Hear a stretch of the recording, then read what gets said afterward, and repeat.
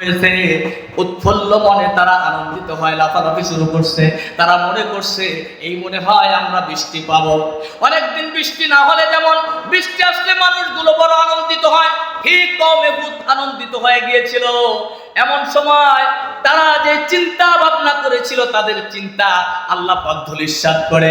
বৃষ্টি তো হয় না, বরং ওই কালো মেঘ দিয়া আল্লাহ পাক এমন বাতাস প্রবাহিত করা শুরু করে দিয়েছে, যেই বাতাসে কওমে হুদের কল্লাগুলো আলাদা হয়ে গিয়েছে। তাফসীরের মধ্যে আসছে, মুফাসসির কিরাম বলেন ওই বাতাস থেকে বাঁচার জন্য বিশাল বিশাল প্রাসাদ বানায়া তারা বিশাল বিশাল গম্বুজ বানায়া সেখানে তারা আশ্রয় নিয়েছিল। ওই কম থেকে, ওই বাতাস থেকে বাঁচার জন্য তারা মাটির গর্তের মধ্যে মাথাটা বের করে তারা গোটা শরীরটাকে সেখানে নিরাপত্তায় রেখে দিয়েছিল। কিন্তু যে যেভাবেই ছিল, আল্লাহ পাক একটা মানুষকেও বাঁচায় রাখেন নাই। এমন বাতাস আসছে, এমন বাতাস আসছে, বাতাসে পুরা কওমে হুদের পুরা কল্লাগুলো আলাদা হয়ে গেছে। আল্লাহ পাক বলেন কাআন্নাকুম আজাজু নাখলিন খাওয়িয়া। আল্লাহ পাক বলেন যেমনি ভাবে খেজুর গাছ শুকায়া শুয়ে থাকে, মরে যেমন পড়ে থাকে শুকনা খেজুর গাছ, ঠিক তেমনি ভাবে প্রত্যেকটা কওমের লোকগুলো ওভাবে মরে ওই শুকনা হয়ে শুয়েছিল। একজনের দেহের সাথেও মাথা ছিল না। জোরে কোন সুবহানাল্লাহ। একজনের দেহ মাথা ছিল না। প্রিয় ভাইয়েরা আমার, আল্লাহ পাক তার রাসূলকে ডেকে দিয়ে বলেন, হে পয়গম্বর, ফাহাল তারা লাহুম মিন বাকিয়া। হে নবী, গোটা পৃথিবীতে খুঁজে খুঁজে দেখেন তো ওই কওমে হুদের একটা আন্ডা বাচ্চা আপনি খুঁজে পান কিনা। আল্লাহ বলে, আমি আল্লাহ চ্যালেঞ্জ করলাম, আপনি গোটা পৃথিবী তন্ন তন্ন করে খুঁজে বেড়াবেন, কিন্তু ওই কওমে হুদের একটা আন্ডা বাচ্চাকে আপনি খুঁজে পাবেন না। জোরে কোন সুবহানাল্লাহ। আল্লাহ পাক বুঝায়, কওমে হুদের মতন যুগে যুগে যারা এভাবে আল্লাহর অবাধ্যতায় লিপ্ত হয়ে যাবে, জালেম হয়ে যাবে, আল্লাহ পাক তাদেরকেও পৃথিবী থেকে ধূলিসাৎ করে দিবে। ওই মানুষগুলোকে পৃথিবীর মানুষ আর খুঁজে পাবে না। জোরে কোন ঠিক কিনা? কিছু জালেম বাংলাদেশ থেকে আল্লাহ পাক জালেমদেরকে ধূলিসাৎ করছে। ওই জালেমদেরকে এখন বাংলাদেশে খুঁজেও পাওয়া যায় না। কথা বলেন ঠিক কিনা? গোপনে থাকে, নিজে নিজে পরিচয় দিতে পারে না, লজ্জায় আর ভয়ে পরিচয় দেয় না। কারণ যারা জালেমের দোষর ছিল তারা এখন পরিচয় দিতে ভয় পায়। কথা বলেন ঠিক কিনা? আল্লাহ পাক যুগে যুগে এভাবে আমি কওমে হুদের মতন কওমদেরকে আমি ধূলিসাৎ করে দিয়েছি। প্রিয় ভাইরা আমার, এই শক্তিশালী কওমটাকে আল্লাহ পাক কি কারণে ধূলিসাৎ করেছে, ধ্বংস করেছে, আল্লাহ পাক সেই কথাগুলো সূরা শুআরার 128 নম্বর আয়াতে কারিমা থেকে ধারাবাহিক বলতেছেন যে চারটা কারণে আল্লাহ পাক এই শক্তিশালী কওমটাকে ধ্বংস করে দিয়েছে। এর মধ্যে 1 নাম্বার হলো তারা তাদের নবীকে মিথ্যাবাদী বলেছে। তারা তাদের নবীকে কি বলেছে? মিথ্যাবাদী বলেছে। মনে রাখবেন, প্রত্যেক যুগে আমাদের নবী নাই, মুহাম্মদুর রাসূলুল্লাহ নাই, নবীর উত্তরসূরি ওলামায়ে কেরাম এরা আছে, কিয়ামত পর্যন্ত থাকবে। এক ধরনের কর্মী থাকবে, ইসলামী আন্দোলনের কর্মী থাকবে। কুনতুম খায়রা উম্মাতিন উখরিজাত লিন-নাস তা'মুরুনা বিল মা'রুফ ওয়া তানহাউনা আনিল মুনকার। যারা তাদের জীবন দিয়ে সৎ কাজের আদেশ করবে, অসৎ কাজের নিষেধ করে যাবে। কথা বলেন ঠিক কিনা? তারপরেও কোনো অন্যায়, কোনো জুলুম এটা মেনে নিতে পারে না। যারা নবীর উত্তরসূরি, তারা জীবনের বিনিময়েও জুলুমের বিরোধিতা করবে, জালেমের বিরোধিতা করবে। কথা বলেন ঠিক কিনা? একটা গ্রুপ থাকবে, আল্লাহ বলছে এটা থাকতেই হবে তোমাদেরকে। প্রিয় ভাইরা আমার, এই ভূমিকায় থাকে সবচাইতে হক্কানি ওলামায়ে কেরাম। যুগে যুগে নবী নাই, ওই নবীকে তার কওম যেমন মিথ্যাবাদী বলেছে, আমাদের নবীকে নির্বংশ বলেছে। আমাদের নবীর ছেলে যখন বেঁচে থাকতো না, তখন মক্কার কাফেররা তাকে নির্বংশ বলেছে, লেজ কাটা বলেছে, বলছে মুহাম্মাদের আদর্শ পৃথিবীতে থাকবে না। আল্লাহ ছোট্ট একটা সূরা নাজিল করে বলতেছে, মুহাম্মদ আপনি কষ্ট নিয়েন না, ওরা বলছে আপনি নির্বংশ। আমি আল্লাহ চ্যালেঞ্জ করে বললাম, ইন্না আতাইনাকাল কাউসার ফাসাল্লি লিরাব্বিকা ওয়ানহার। আপনার কষ্টের সময় আমি আল্লাহ আপনাকে কাউসার নামক নিয়ামত দান করলাম। জোরে কোন সুবহানাল্লাহ। আপনাকে আমি নিয়ামত দিয়েছি, আপনার জন্য কর্তব্য হলো ফাসাল্লি লিরাব্বিকা ওয়ানহার। এবার আপনি আল্লাহর কৃতজ্ঞতায় আপনার রবের নামে আপনি সালাত আদায় করুন। সুবহানাল্লাহ বলেন। নামাজ হবে কার নামে? নামাজ হবে কার জন্য? বাংলাদেশে নামাজ যারা পড়ে সবাই কি আল্লাহর জন্য পড়ে? কথা বলেন, আল্লাহর জন্য পড়ে? বাংলাদেশে যারা দাড়ি রাখে সবাই কি আল্লাহর জন্য রাখে? বাংলাদেশে যারা টুপি পরে সবাই কি আল্লাহর জন্য পড়ে? যদি তাই হতো তাহলে ওই আবেদ আলীর মতন নামাজের ছবি, নামাজ পড়া ছবি ভাইরাল হয়, নামাজের ফাঁকে বিসিএস এর মতন একটা পরীক্ষার প্রশ্ন ফাঁস করে জালিয়াতি করতে পারতো না। কথা বলেন ঠিক কিনা? মানুষ যদি দাড়ি সবাই আল্লাহর জন্যই রাখতো তাহলে ওই দরবেশের মতন পালানোর সময় দাড়ি কামাইয়া পালাতো না। কথা বলেন ঠিক কিনা? যে আল্লাহর জন্য দাড়ি রাখে সে দাড়ি কাটতে পারে না। আমি মঈনুল হক আস্তালিত চ্যালেঞ্জ করে বলতে পারি 50 লক্ষ টাকা আমার হাতে দিবেন, আমি আমার দাড়িতে বেলেট লাগাতে পারবো। কারণ জীবনে দাড়ি কোনোদিন হাত দেই নাই, এই দাড়িতে ফুল লাগাই নাই। এজন্য এই পৃথিবীতে ইসলামের কাজ সবাই আল্লাহর জন্য করে। কথা বল, আপনারা রাগ করতেছেন নাকি? খুব কষ্ট পাচ্ছেন ভাইয়ের আমার? কি আপনারা দেখেন নাই যে বিশাল দাড়িওয়ালা লোক যখন নৌকায় পালানো শুরু করছে তখন আর দাড়ি নাই? কথা বলেন ঠিক কিনা? তার মানে ওই দাড়িটা তার আল্লাহর জন্য ছিল। আল্লাহর জন্য থাকলে পালানোর সময় দাড়ি পড়ে যাইতো না। যারা আল্লাহর জন্য নামাজ পড়ে, আল্লাহর জন্য নামাজিদের পরিচয় আমি দিচ্ছি শোনেন। যারা আল্লাহর জন্য নামাজ পড়ে ওই মানুষগুলোকে পৃথিবীর কোনো বুলেট তাদেরকে নামাজ থেকে বিরত রাখতে পারে না। কথা বলেন ঠিক কিনা? মুসলমান বুকে হাত দিয়া বলেন, আপনারা নামাজ পড়তে গেছেন, কেউ কি আপনাদের বাধা দিয়েছে? নামাজে বাধা দিয়েছে?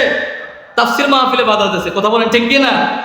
আপনারা বাধা পান নাই, কিন্তু এখন মুখ খুলেছে জনতা, ছাত্র জনতা।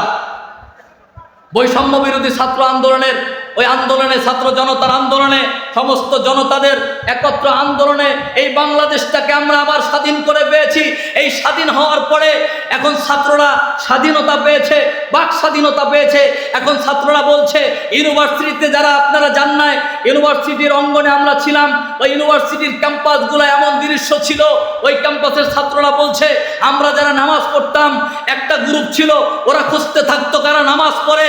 ছাত্রদের মধ্যে যারা নামাজ পড়তে মসজিদে যাইতো তাদেরকে জঙ্গি আর জামাত শিবির ট্যাগ লাগাইয়া তাদেরকে গ্রেফতার করা হলো। কথা বলেন ঠিক কিনা?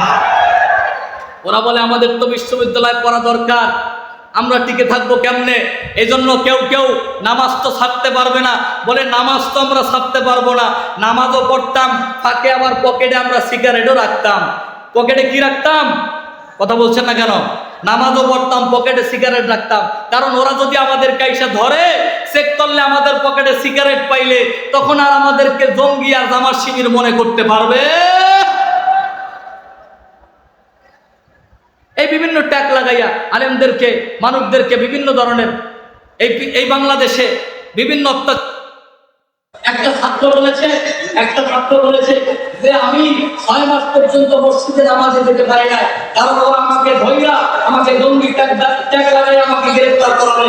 এজন্য আমি বাথরুমের সামনে ফজরের নামাজ পড়েছি 6 মাস। আল্লাহু আকবার, আল্লাহু আকবার। কিন্তু ইউনিভার্সিটির ছাত্রটাকে কোনো পুলিশ ঠেকাইয়া নামাজ থেকে দূরে সরানো যায় না।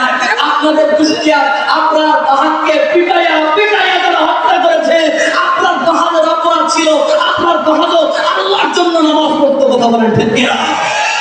এই ইউনিভার্সিটিতে নামাজের পরিবেশ ছিল না।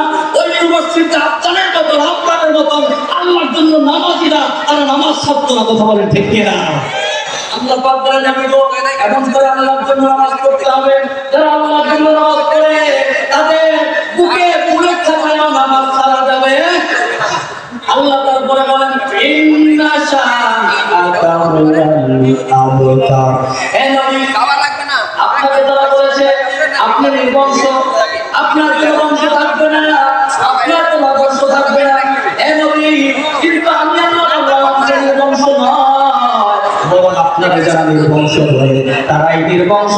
আমি আল্লাহ পাক রব্বুল আলামিন ঘোষণা করলাম আপনার একটা সন্তান বেঁচে না থাকলেও যুগে যুগে যুগে যুগে কিয়ামত পর্যন্ত কোটি কোটি রূহানি সন্তান আমি আল্লাহ আপনার জন্য দুনিয়ায় পাঠায়া দিব। আমার নবীর বর্তমানে 200 কোটি, প্রায় 200 কোটির মতো নবীর রূহানি সন্তান।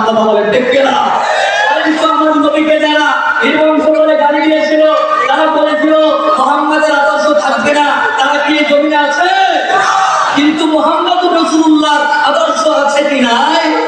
মুহাম্মদুর রাসূলুল্লাহর আদর্শের ধান্দাবাহী জীবন দেওয়ার কর্মী সংখ্যা একজন আর দুইজন নয়, এই পৃথিবীতে প্রায় 200 কোটির মতন কথা বলেন ঠিক কিনা?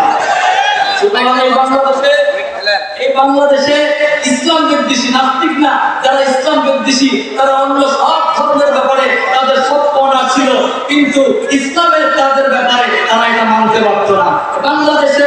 বাংলাদেশের ইতিহাস দেখেছে গত 5ই আগস্টের আগে ইউনিভার্সিটির অঙ্গনে ঢাকা ইউনিভার্সিটিতে ছাত্ররা কোরআন পড়তেছে, ওই কোরআন পড়তে পারবে না, যারা কোরআন ক্লাসে বসেছে তাদের বিরুদ্ধে প্রকাশ করা হয়েছে বহিষ্কারের জন্য। কথা বলেন ঠিক কিনা? ছাত্ররা দেখাই গেছে যে শিক্ষক যারা কোরআন পড়েছে তাদের বিরুদ্ধে কলম দিয়েছে, ওই ছাত্ররা ওই শিক্ষকের রুমে গিয়ে কোরআন পড়ে ওই শিক্ষককে বহিষ্কার পদত্যাগ করতে বাধ্য করেছে। কথা বলেন ঠিক কিনা? যেই ঢাকা ইউনিভার্সিটিতে ইফতার মাহফিল করতে বাধা দেওয়া হইতো, ওই ঢাকা ইউনিভার্সিটির ভিসির নামাজের নেতৃত্বে ইমামতিতে ইউনিভার্সিটির ক্যাম্পাসে মসজিদে নামাজ হয়। কথা বলেন ঠিক কিনা? আপনারা কি খুশি না রাজা? বাংলার জমিনে যদি ইসলাম আসে, ইসলাম থাকে, আপনাদের কি মন খারাপ হবে? পৃথিবীতে শান্তি দিতে পারে একটা ধর্ম, তার নাম ইসলাম। কথা বলেন ঠিক কিনা? এজন্য ইসলামকে আমরা সব জায়গায় চাই, ইসলামকে আমরা সব জায়গায় চাই। প্রিয় ভাইরা আমার, খুব ভালো করে খেয়াল করেন, আমি যে কথা বলতেছিলাম এই কমটাকে আল্লাহ পাক কেন ধূলিসাৎ করেছে? 1 নম্বর কারণ বলেছি, তারা নবীদেরকে মিথ্যাবাদী বলেছে। 2 নম্বর কারণ হলো, খেয়াল করে সূরা শুআরা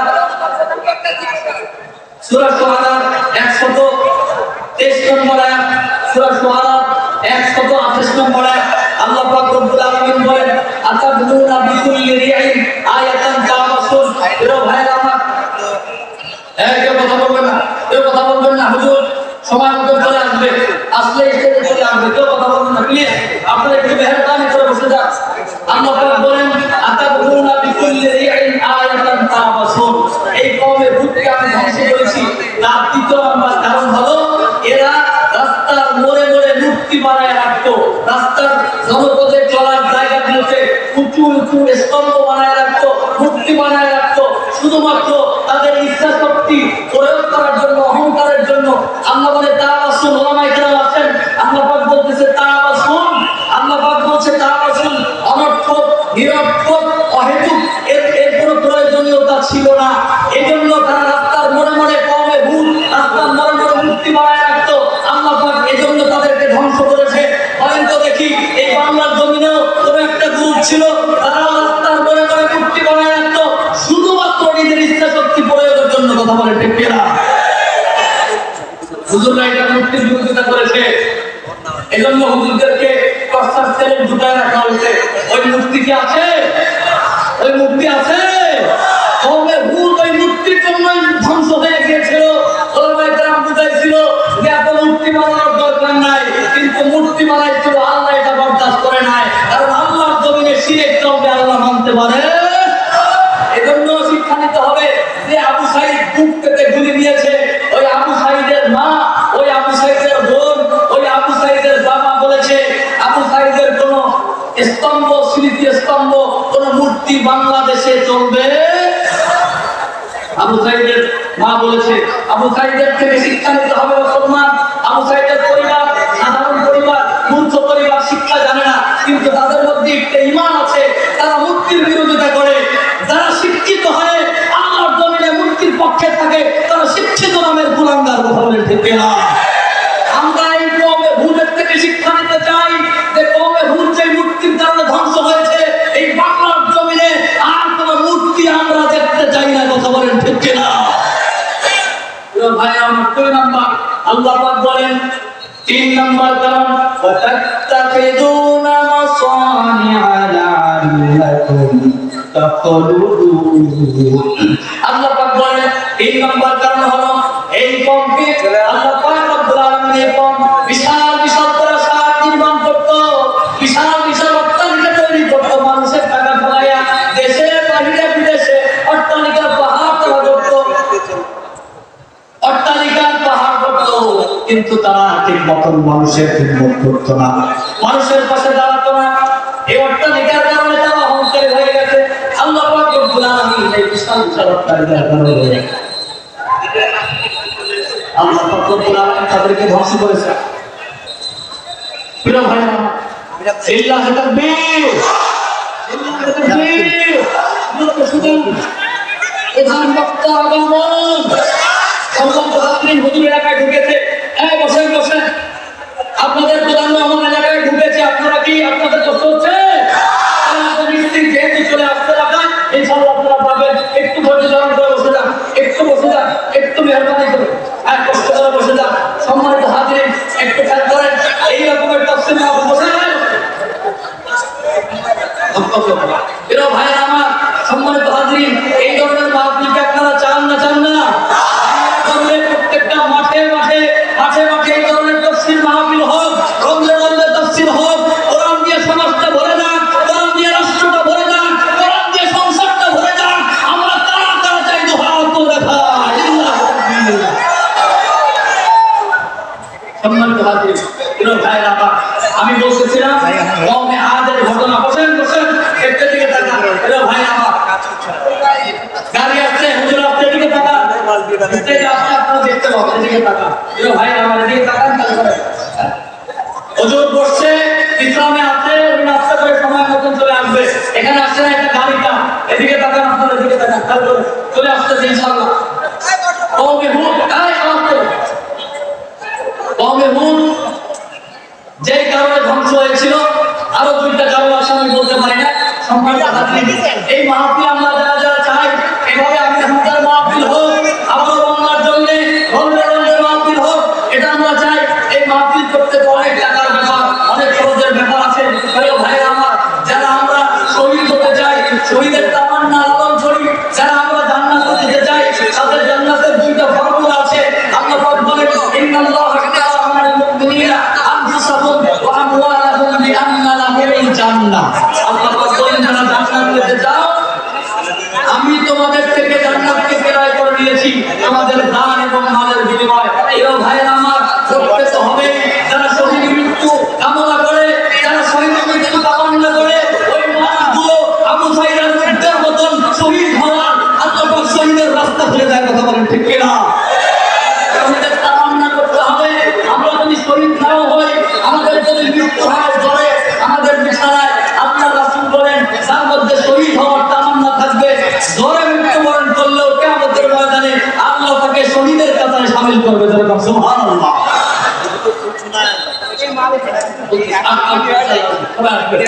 প্রিয় ভাইরা আমার, খুব খেয়াল করেন। এজন্য আল্লাহ জান্নাত পেতে চাই, আমরা সবাই জান্নাতে যেতে চাই। কারা কারা জান্নাতে যেতে চাই? তো হক তো দেখা লিল্লাহি তাকবীর। জান্নাতে যারা যেতে চাই, দুইটা কাজ, একটা জান দিতে হবে আর একটা মাল দিতে হবে।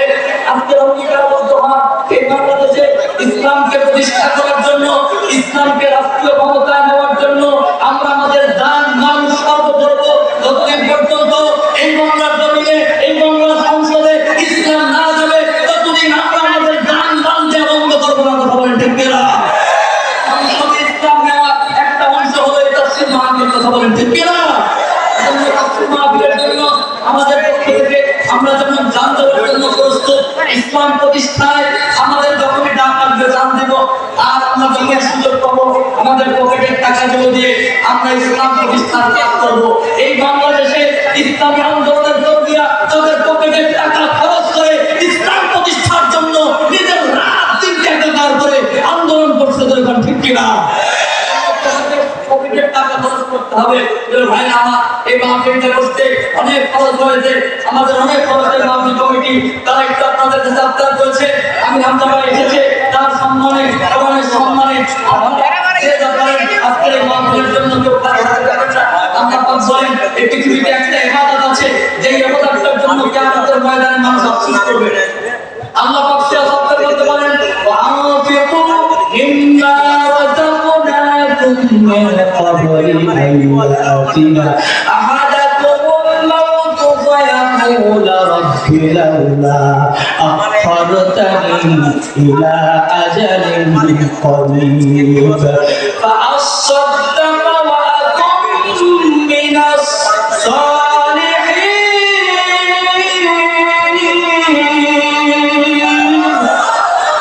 আল্লাহ বলে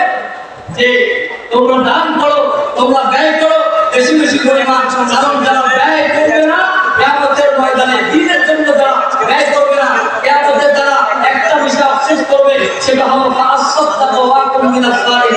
আল্লাহ আমাদেরকে আরেকটা বার দুনিয়ায় পাঠান, আমরা সবাই মিলে বেশি বেশি পরিমাণ দান করে আসবো আপনার কাছে।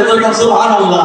মানুষগুলো সেদিন বলবে না যে আমরা নামাজ পড়ে আসবো, আমরা রোজা রেখে আসবো, মানুষগুলো সেদিন বলবে আমরা দান করে আসবো, কারণ তারা দেখবে যে কিয়ামতের ময়দানে যারা দান করেছে, ইসলামের জন্য নিজের অর্থে উপার্জনের অর্থ ব্যয় করেছে, ওই মানুষগুলো কিয়ামতে সবচেয়ে দামি হয়েছে, তখন তারা আফসোস করবে। প্রিয় ভাইরা, সম্মানিত ভাইরা, আমার খুব ভালো করে খেয়াল করেন, এই পৃথিবীতে ইসলাম প্রতিষ্ঠা হয়েছে যেমন দানের জন্য, ঠিক তেমন মালের জন্য। কথা বলতে ঠিক কিনা?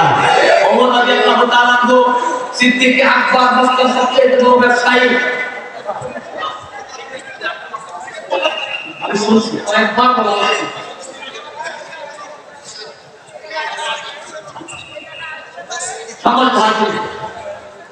এই পৃথিবীতে ইসলাম প্রতিষ্ঠার জন্য রাসূলুল্লাহ, হযরত ওমর, হযরত আলী, হযরত ওসমানের যে ত্যাগ, আমি ওসমান রাদিয়াল্লাহু তাআলা আনহুর একটা ঘটনা বলবো আপনাদেরকে। ওসমান রাদিয়াল্লাহু তাআলা আনহু এমন একজন রাসূলের সাহাবী ছিলেন, যে সাহাবী ওসমান রাদিয়াল্লাহু তাআলা আনহু যুদ্ধের দামামে বসেছে, ওসমান বলতেছে সাহাবায়ে কেরাম, আল্লাহ রাসূল বলতেছে সাহাবায়ে কেরাম, যুদ্ধের ময়দানে তোমাদেরকে দিতে হবে দিন প্রতিষ্ঠার কাজে, তোমরা আজকের কে কত বেশি দান করবে আমি দেখবো। এই পাশ থেকে কে আছো আজকে সবচেয়ে বেশি দান করবে? হযরত ওসমান দাঁড়ায় গেলেন, দাঁড়ায় বলতেছে ইয়া রাসূলুল্লাহ, আমি ওসমান আছি যুদ্ধের ময়দানের জন্য, আমি ওসমান 100 উট দান করব। সুবহানাল্লাহ। আল্লাহ রাসূল মুস্কে হাসি দিলেন, এই দিকে তাকায় বলতেছে সাহাবায়ে কেরাম, এই দিক থেকে কে আছো আজকে যুদ্ধের জন্য তোমরা সবচেয়ে বেশি দান করবে?